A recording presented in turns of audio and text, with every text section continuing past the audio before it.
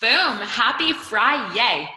This is probably one of my favorite days, not Friday. Let's just hash out the day because every day you should be happy, right? So today we're going to dive into the 15 invaluable laws of growth. And today we are discussing reflection, the law of reflection. So again, this is the #1 bestseller by John Maxwell, and a book that Jessica Perez and I have come to love after going through his leadership training here in Atlanta. And then just diving into the book, we found that each chapter could be broken down to really get some great tools and nuggets to apply them to not only your life, but your business. So again, Jessica Perez, they call us J High and J Low. And for no other reason than our height differential, but we're always growing. Height is not the only factor that you need to be growing in. But we're excited to be here, guys. Learning to pause allows growth to really catch up with you. And I think too many times we keep running in this rat race of life and never pause to really reflect on where we've come from, where we're going, and where we're going to be heading. So let's dive in. I'm going to kick it over to the JLo to touch on the first topic.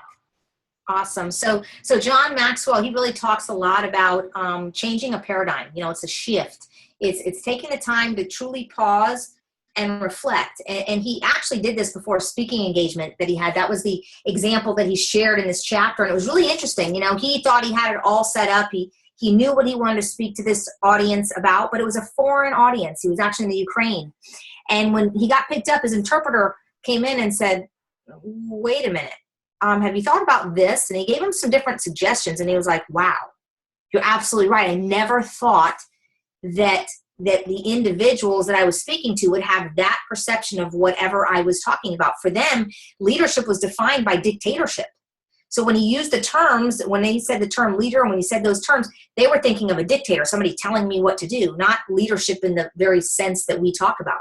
So it forced him to really take a step back and understand that he truly had to connect with his audience and add value to the people that he was speaking to, but also to try to exceed those expectations of the people who invited him to be the speaker. So it was really this incredible moment where he recognized that pausing and reflecting was key to the success that he was going to have or not have with those people that he was going to be speaking to that day. So it was a really cool little story that he shared.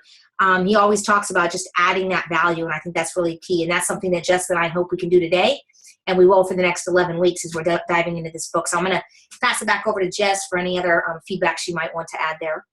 Yeah, really just 3 questions that I started really becoming cognizant about this week as I was going through this chapter is #1, how were you feeling? How are you feeling?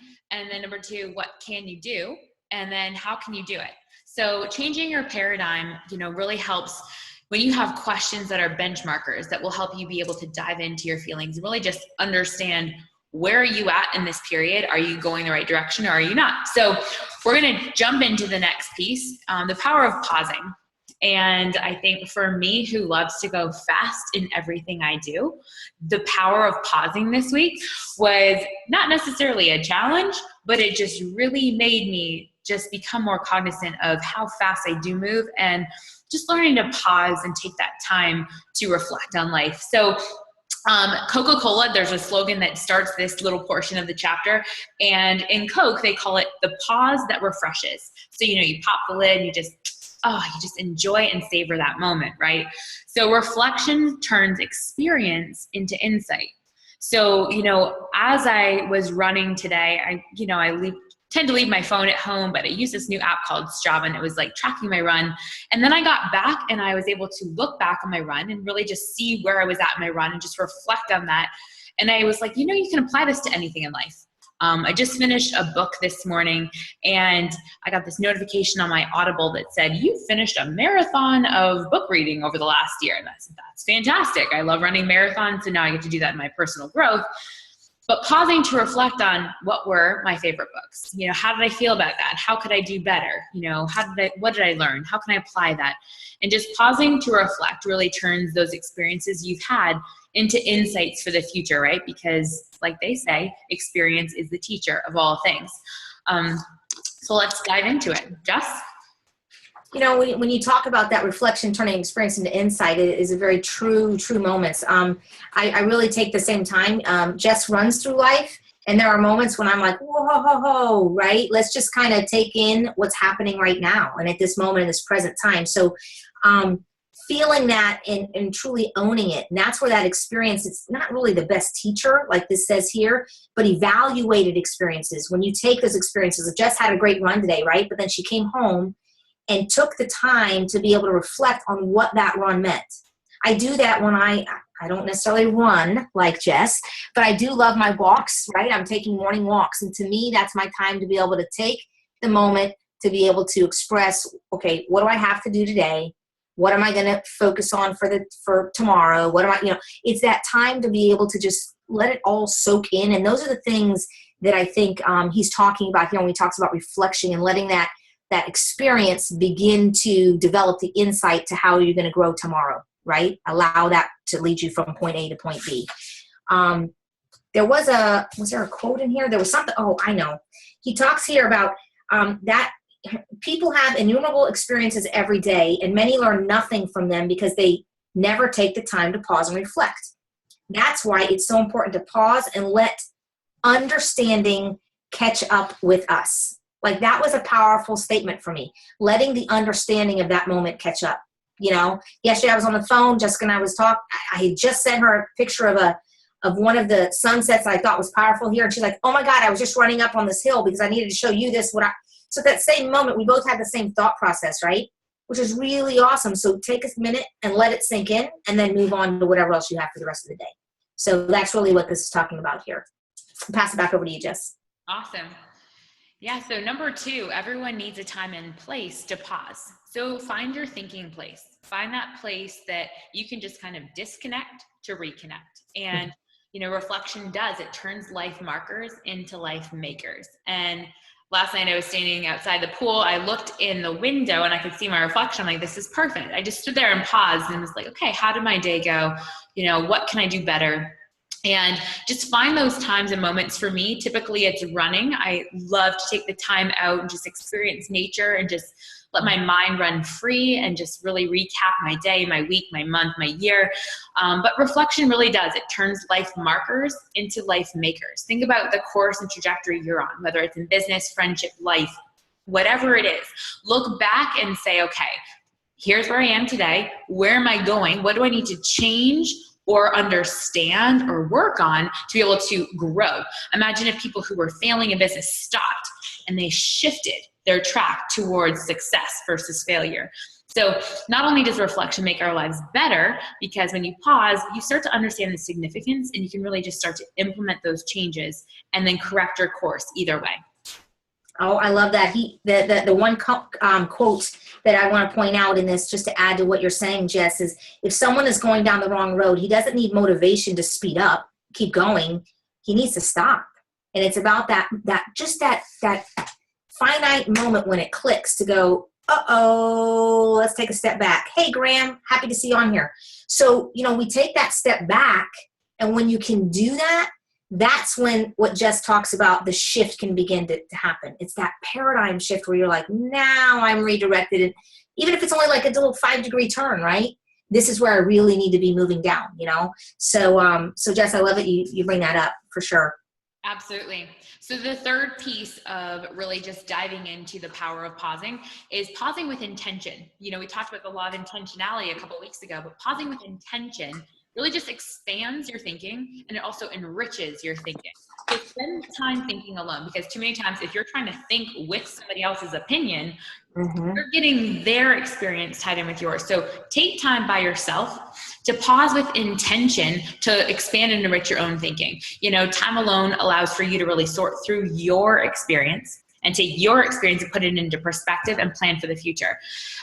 So talking about this, the study of the lives of great people who've made an impact on the world, this is key, guys. I loved reading this part, and you'll find it in virtually every case, but every religious leader in history spent time in solitude. Every political leader practiced the disciplines of solitude.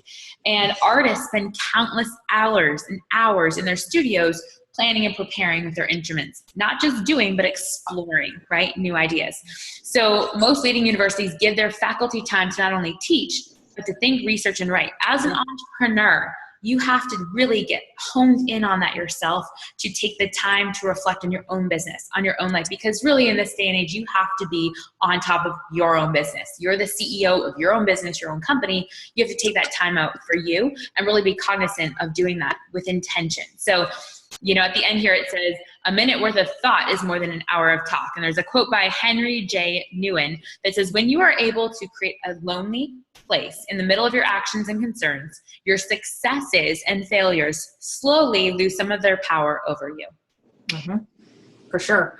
I love that. You know, I was on a call yesterday, a business call yesterday for a partner, a business partner of mine, right? Now, as we were in this call, this is exactly what the gentleman asked me. He said, am I in business for myself in this type of a company or with the team? Like, I'm trying to understand, where do I see? And I said, you know, that's awesome. We're in a business where if you don't spend the time on yourself, you will not grow.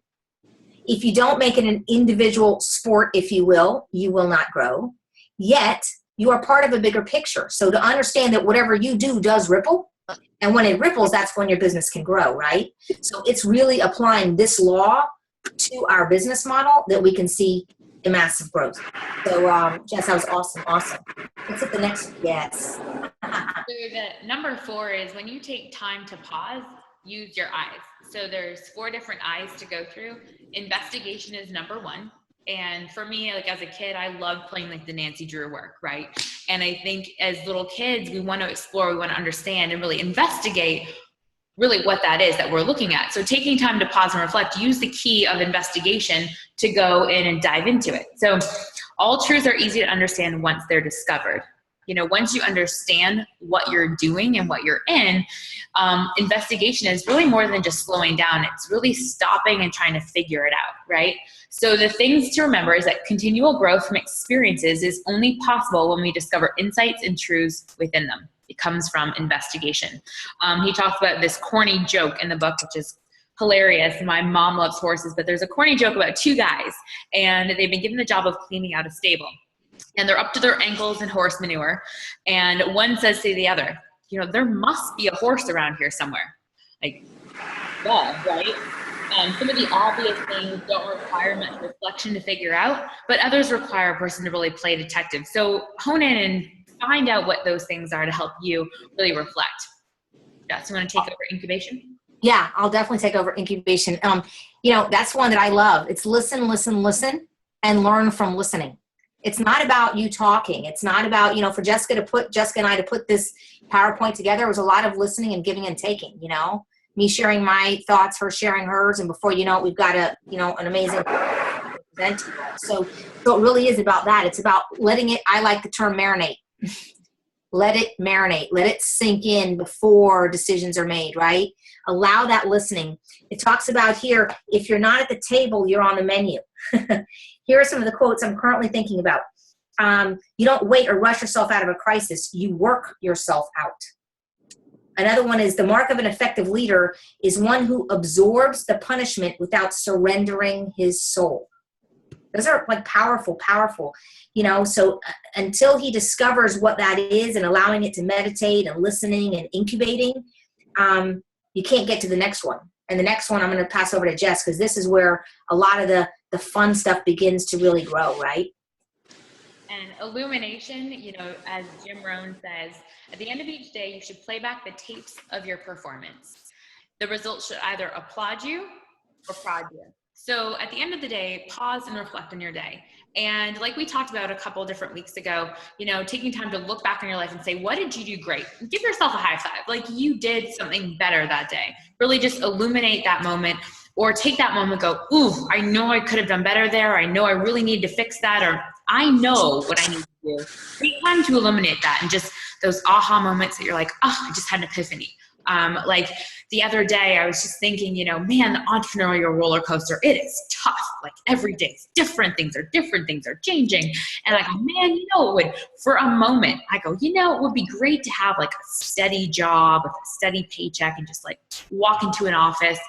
And then I like looked in the mirror and I reflected on that thought process and I go, are you kidding me?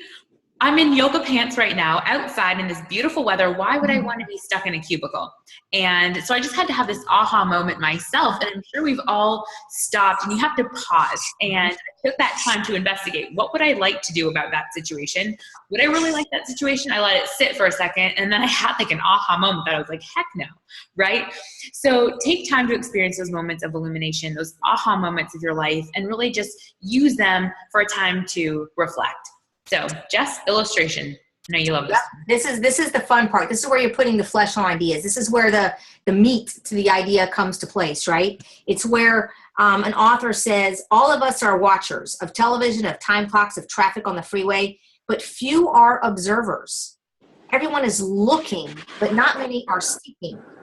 This is when the illustration happens, when you really seek and you allow the investigation, the incubation, the illumination to be able to really put into practice. So that's really where we are in our business models too, right? We've got all this great information. Now we've got to put it to work. And that's really what illustration is all about. You want to go on to the next slide? Awesome. Yep. So good questions are really at the heart of reflection. You know, I tune into Darren Hardy every morning, 5 days a week, and the Darren Daily is fantastic. And you know, he talks a lot about the heart of reflection and success mentoring, but high quality questions lead to a high quality life. Another one of my mentors, Anthony Robbins, you know, his quote in here says, successful people ask better questions, and as a result, they get better answers. So higher quality questions lead to a higher quality of life. Like this morning, Darren Daly talked about chit chat. And just the surfacey chit chat that doesn't really give you any substance to work with or learn or ravish in or grow with, right? So taking time to really get into the heart and the meat of high quality questions is what we're going to dive into right now, just to show you the importance of why the heart of reflection, why high quality questions will lead you to greater success. Awesome. Awesome. So these personal awareness questions are things that John Maxwell asks himself daily. You know, it's not something that you just ask and you go, okay, well, whatever. I asked that of myself last month. So let's kind of pull the layers back of the onion and begin doing this. So what's my biggest asset? For me personally, I believe that my biggest asset is the attitude that I bring to the table. It's that Jess and I talked about our one word last week, for those of you who were on. And for me, it's the raw, authentic nature of who I am. It's kind of a combination between being raw and real and authentic and authenticity, okay? So for me, that's what I bring to the table, whether it's in my business, my relationships, my work life. Delve into what is your biggest asset. Think about it. Put it down on paper. Write it down. Talk through it. And own it. Own that asset, just like you're going to own the next one. Jess, you want to pass these back off one and one? I think that'd be awesome. So why don't you throw out either your asset if you'd like, or if you want to hop into liability, that's great too. So my biggest asset, and you know, people tell me this all the time, and I love this because I bring energy. I love bringing energy to a room, and I learned this skill, and I literally going through this process in this book has helped me to reflect back on how did I become who I was. And I have called a few people this week and said, you know what, thank you so much for what you poured into me, because it's helped me to become who I am today. And I remember back in pharmaceuticals, we had to go through this, and J-Lo and I have been talking about leadership and our skills and our strengths and our weaknesses, and you know, taking different personality tests, asking the 5 people you're closest to, what are your biggest assets? What are my biggest liabilities? But really asking yourself. And so for me, my biggest asset is energy and passion and enthusiasm, right? You all heard my word, enthusiastic, which really I coined from a friend. But what is my biggest liability? And then reflecting on your biggest liability, which, I mean, really without a doubt, you know, not having unrealistic expectations, but really just knowing what is your biggest liability and where can you grow from. So my biggest liability is just literally pausing and stopping to reflect and taking that time. So I have to work throughout my day because I like to get a lot done. I love to pack my day full so I don't have any downtime. And I literally have been growing through this process too, because I've taken those moments to turn my phone on airplane mode, to pick up a book and go to a quiet place and just really disconnect to reconnect. And I love that term because my biggest liability is also my biggest asset. I love to be around people. I love to be outgoing, and I love to get things done. And I love to be busy, not busy, but I love to have a packed schedule. So, understanding your strengths and weaknesses yourself, which are assets and liabilities, they both lend together, but if you can find balance in them, that brings us to our next phase. Yeah, absolutely. So for me, my biggest liability, I'll just answer real quick, really has to do with, because I am this authentic person, if you will, at times I trust implicitly and with no abandonment, right? And that can be good, but can also be a liability. It can also hurt you. And a lot of the things that you'll see as I'm talking through this for myself personally, some things that are my strength can also be my weakness, right? There's got to be, find a balance with that. Okay. So when we talk about what's my highest high, and for me, she actually left that in there. It's my family, and it might be for her as well. But my highest high is my family. It's those moments where I'm really connected to, and I use the term family as broad. Okay. Because I feel like I have a family within my work life now too. Okay. And the business model that Jess and I are both a part of, I have to tell you that is family. There are things that I have done for individuals within that grouping that I would do just for my family as well. Driving across the country to go present for someone and be a part of their team and helping them grow, whether they're in my team or not. That's something that you do for family because you care. So that's my highest high. I'm going to pass back over to Jess so that we can hear hers, because I am curious to know where she's at with this one as well. Yeah. And, right off the bat, my highest high is always when I am out in nature running. Running is my therapy. Running is everything. But spending time with family for me is it. Just quality time, just disconnecting, hanging out. And I had the chance to be up in Canuck land, where I'm from in Canada, a couple weeks ago, and just spending time with my dad, my grandparents, my aunts, my uncles, my siblings, my sister, and just having that time. I just have the most amazing memories, and my family is just wonderful. So, and then a lowest low. I mean, we all have lows. So diving into the lowest low, and, ironically, a lot of these you're going to find, your assets lend to your liabilities, and your biggest asset can also be your biggest liability, right? Same thing with your highest highs and your lowest lows. With my lowest low, diving into what is it that brings you down or drains you, or also takes you away from when you're at your highest high. It could also be the same thing. If I don't have a good run, I'm like, man, I suck today. And then you got to go back and reflect, right? But if you're having a good time with your family, if you're having good conversations, it's a high. If you're not, because there's always conflict resolution. So that can also be a lowest low in your life if you're letting certain things into your relationships. And I think for me, I really realized this past week that there are certain things that I'm not going to allow into my life, and it helps you keep those lowest lows out of balance with your highest highs. Jayla? I agree. So for me, my lowest low at times is my family. Okay. And it is the things, and because of the place that I've placed myself, and that's on me, that's not on them. It's all Jessica Perez, right? And what I brought to my family dynamic. And for me, it's challenging because there are times when, it's tough for me to not step in. I'm a fixer. Okay. That's something in my personality and DNA that I'm constantly kind of pulling back and saying, whoa, okay, this is not my place to step in, right? Care, be concerned, but not my place to fix. So that at times can be my lowest low, when it draws you in and you are constantly in the struggle to pull yourself back out. I shared a story with Jess earlier that I was so stoked. My niece, actually, her car broke down. She called me up, and I thought she wanted me to fix it. I said, well, where are you at? She already had called the AAA, was sitting at the place getting it done. I said, then are you just calling to tell me? She goes, yeah. I said, well, that's awesome. You have handled the situation. We have grown. Life is good. So my lowest low jumped into a highest high just in that moment, didn't it? Where I could see my family go in that space. So leading into the next one, what is my most worthwhile emotion? For me, my most worthwhile emotion is typically, and it may be the same for a lot of you on this thing, but it's really where I feel a good sense of love, where I feel loved and when I can give love. That is who I am. And I just kind of wrap my arms around a lot of folks, and hopefully you can hear that in our voices, that we even love the people on this webinar here, and we'll love the people who are going to come on and watch the replay. But it really is what drives me and motivates me in a space of really goodness, So I'm going to pass back over to Jess, and I'd love to hear your most worthwhile emotion. Yeah. And, in the book, they talk about the most worthwhile emotion really at the end of the day is love. Right. The more love you give, the more love you receive. in all aspects of life, and just loving on people. And I posted this article on LinkedIn and on my Facebook pages yesterday, and I was reading this article, and too many people get into business for themselves. They get into relationships for themselves. They get into business partnerships for themselves. And I found that my most worthwhile emotion really is love, and just loving people no matter what.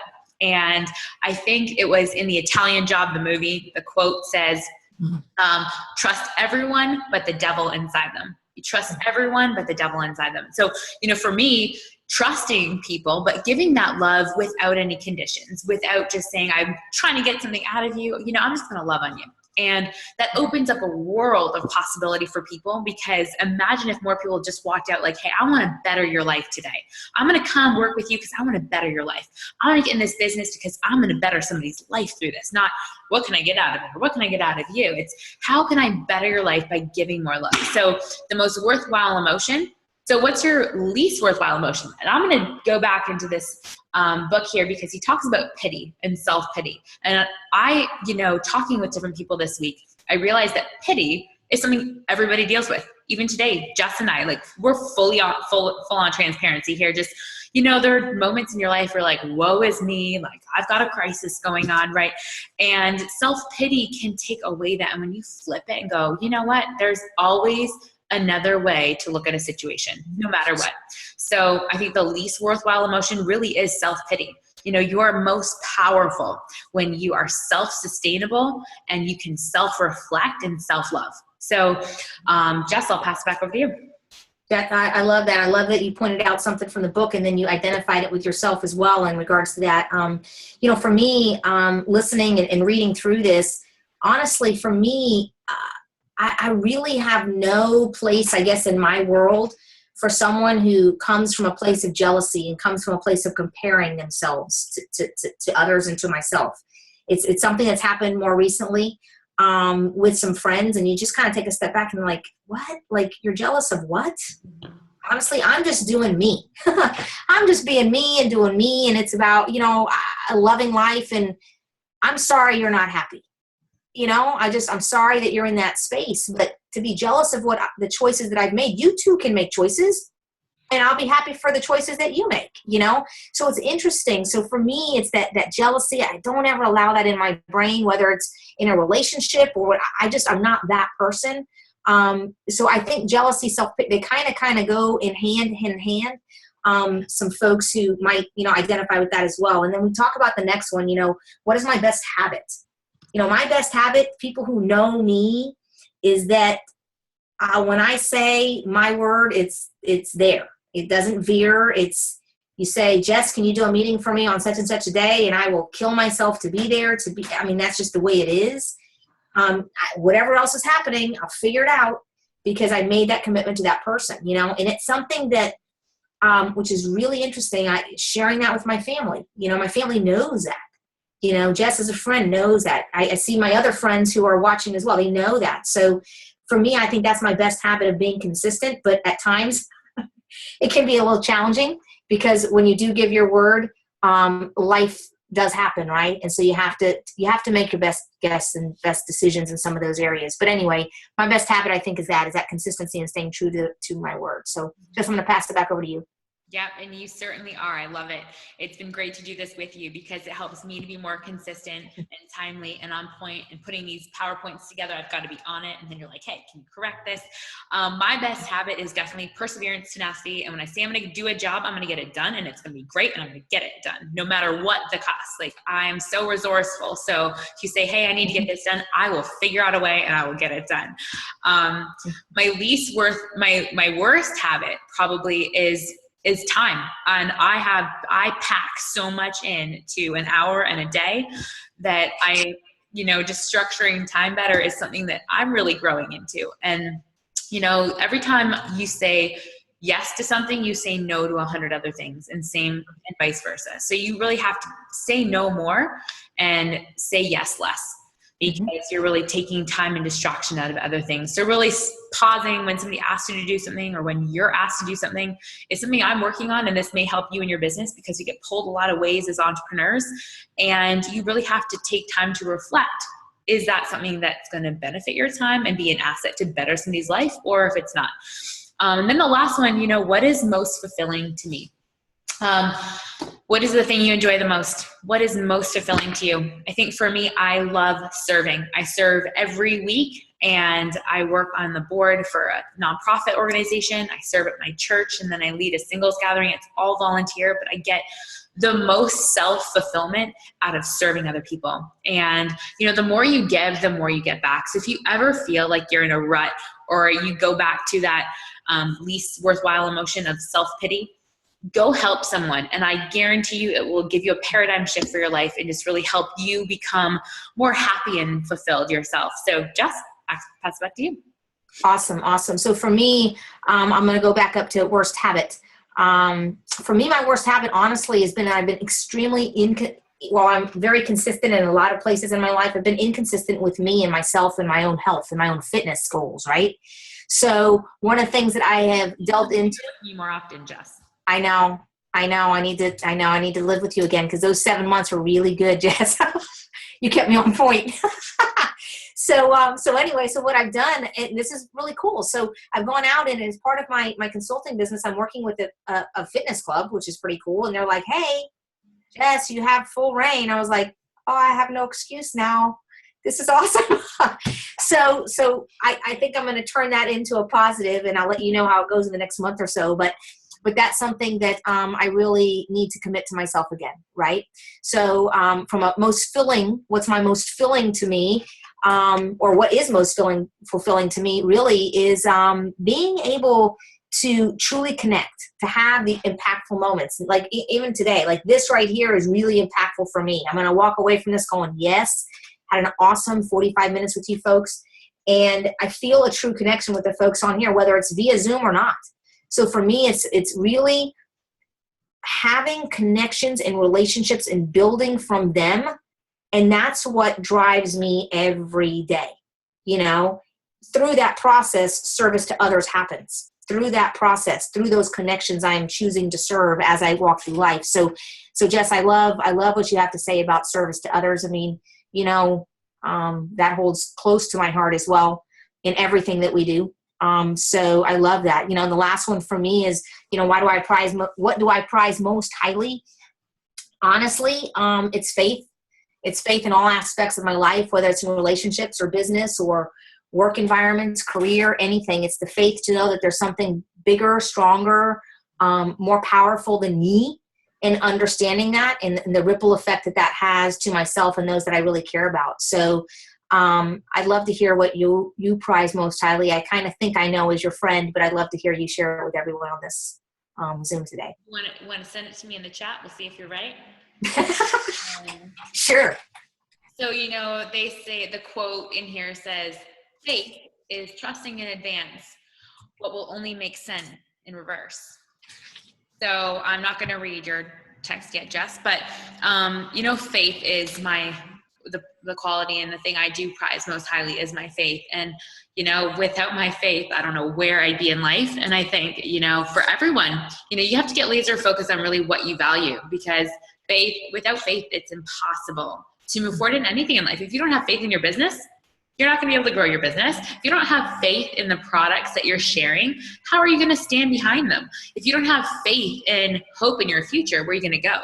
So, I do my devotions every morning, and I know that if there's ever a morning, which I can't remember the last morning I went without them, but, I can remember times when I've lost faith. And I look back and I pause to reflect on my life. And there was a period where I lost faith and my life deterred. It took a hangnail. So, figure out what do you prize most highly and get laser focused on really taking care of you and getting laser focused on what are your core values, your core desires, and really what you want to be part of you, that no matter what the circumstance, no matter how successful or how much of a failure you feel you are or that you will be, you won't change, right? So I think that's key. So let's jump into the next one. Awesome. Hey, Jess, there's one quote that I think everyone, I just saw it again, about that. What do I prize most highly? Faith is trusting in advance what will only make sense and reverse. And I think about that, Like, that's a powerful quote. I mean, it's very short. Philip Yancey, I don't know him, but I think I'm going to look him up. Okay. One more time. Faith is trusting in advance what will only make sense in reverse. Like, that was like, whoo, the aha moment hit me there. So I wanted to share that with everyone. So I'm sorry. We'll go on to number 7, but I just had that, No worries. that reflection piece. I thought I shared that one, but it's all good. So diving into this next piece, really worth the trouble. The second half, this whole book, really the entire book, is just a pause so that your growth can catch up to your experience. And awesome. So keep pausing, keep asking questions, and keep growing every single day. So let's dive into this piece. Jess, I didn't know if you wanted to touch on the story behind this. On the worth of trouble. Yeah. What was interesting is, Bob Buford, he wrote this book. It's called The Second Half. And the entire book is exactly what that sentence is right there. It's just a whole bunch of pausing so that growth can catch up with you. It's what he talked about until the understanding happens, right? Allowing you keep growing until that understanding follows up behind you, which is pretty amazing. Because I think in life, we kind of forget that. We think we're supposed to know everything. Well, you don't. We don't know it all. So in this book, he talks a lot about that. He says some of the advice is, you will not get very far in your second half without knowing your life mission. Can yours be stated in a sentence or two? So he talks about, like, what is your passion? What have you achieved? What have you done uncommonly well? Like, literally asking yourself those spaces, they will help you discover the tasks for which you were especially made. Like, that's really awesome to think of it that way, Never forget that your goal in personal growth is reaching your potential, Those are like huge, huge moments right there. Never forgetting that. And knowing that growth leads to all of that potential opportunity for you to be who you're going to be, because we're still all evolving. No one's there yet. You know what? I just saw something on Facebook. I don't know if you saw, Jess. And those on the line, but Matthew McConaughey had a really cool, I know I'm thinking to myself, it's coming out because I was really excited about seeing it, but Matthew McConaughey just did a speech, and he talks about who he's chasing, and he's chasing the better version of himself 10 years from now. Like, who his hero is. His hero is himself 10 years from now. So at 25 is at 35, and at 35 it'll be who the best version of himself is at 45. Why? Because you always are constantly evolving. That's a hero to him. And I was like, because you're constantly becoming a better person. Am I a hero? No. Will I be? Yes. I think this is really powerful. I just watched this yesterday, so I'm going to share the video with you all. So let's. Thank you. You got it. We didn't know we were doing this. This is even better. You're getting live and unfiltered right here. Got 3 things. Let's open big here. Perfect. I'm glad you're a techie. Boom. Yep. Oh. Hold on. Yep, it's almost there. Yep. I'm telling you, you guys will be blown away by this one. I don't know who Jay Shetty is, but I like him. Right. I'm gonna hide you guys for a second. Bear with me for a minute. Yeah, no worries. No worries. I'll keep talking until we finish. But yeah, so when we start applying that, this is what's going to help us. I don't know what you're eating, Graham, but it looks very interesting. He got himself a taco. All right, here we go. Perfect. Maybe not. We're gonna get it. I know. She's resourceful, remember? Gotta love technology, guys. You can't live with it and you can't live without it. Do you want to get it from I was going to say, here we go.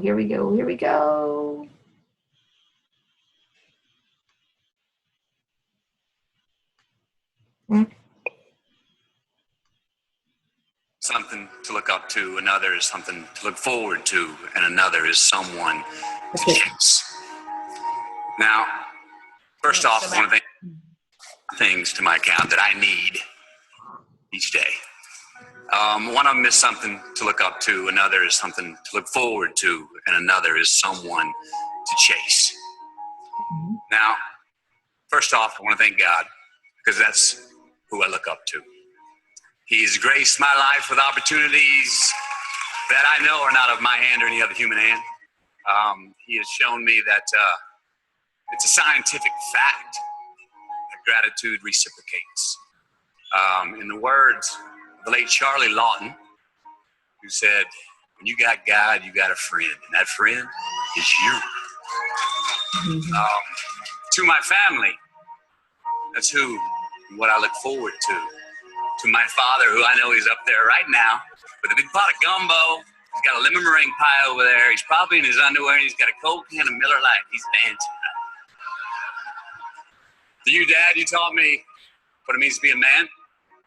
To my mother, who's here tonight, who taught me and my two older brothers, demanded that we respect ourselves.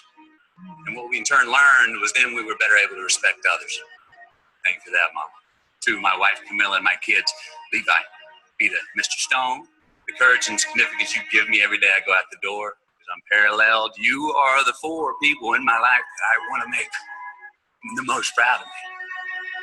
Thank you. And to my hero, that's who I chase.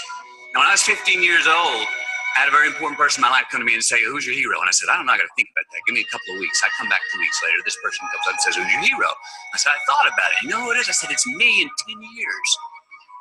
So I turned 25 10 years later. That same person comes to me and goes, so are you a hero? And I was like, not even close. No. She said, why? I said, because my hero is me at 35. So you see, every day, every week, every month, and every year of my life, my hero is always 10 years away. I'm never going to be my hero. I'm not going to attain that. I know I'm not. And that's just fine with me, because that keeps me with somebody to keep on chasing. So to any of us, whatever those things are, whatever it is we look up to, whatever it is we look forward to, and whoever it is we're chasing, to that I say amen. To that I say, all right. To that I say, just keep living, huh? Thank you. Boom. Awesome. Thank you for sharing that, Jess. So that is exactly, to me, like this whole law of reflection, right? I mean, it just kind of encompasses it. So I'm glad you were able to pull it up and share it with everyone. So that's good stuff. I know that we've got another slide, I think. Yep. Talks about how do we apply it now. It's like 1, 2, 3. We know those numbers, and we talked a little bit about it at the beginning, creating a place to pause and reflect. And we know where Jess is. It's out in the nature. I know I've been with you in a car when you're like, hey, pull over. I just need to run. I need to I need this moment right now, which is pretty awesome to recognize when you need it, right? We all have been there. But if we don't recognize it and we don't act on it, we've lost that moment to pause and to reflect and to be in the space that we need to be in, regardless of who's sitting there with you or not, right? So I respect her for that, and then scheduling that time. Don't let it just kind of pass you by, but creating the space, but then having the time to do it. So many people, I don't have time. Well, darn, make time, because reflecting helps you grow. It helps you move to the next space. I'm going to pass it back over to you, Jess. Yeah, absolutely. And then just really scheduling that time.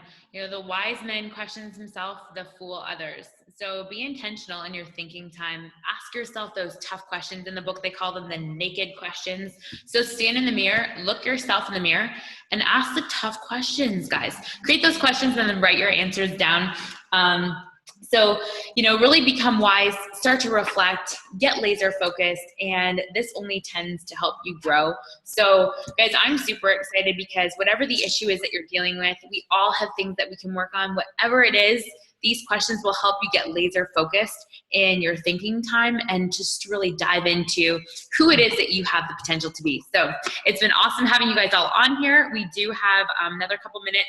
If you have any questions, comments, love seeing new faces on here. Ryan, Graham, all of you guys, David, Mike, thanks so much for being on. So we pause the recording and we'll open it up for Q&A.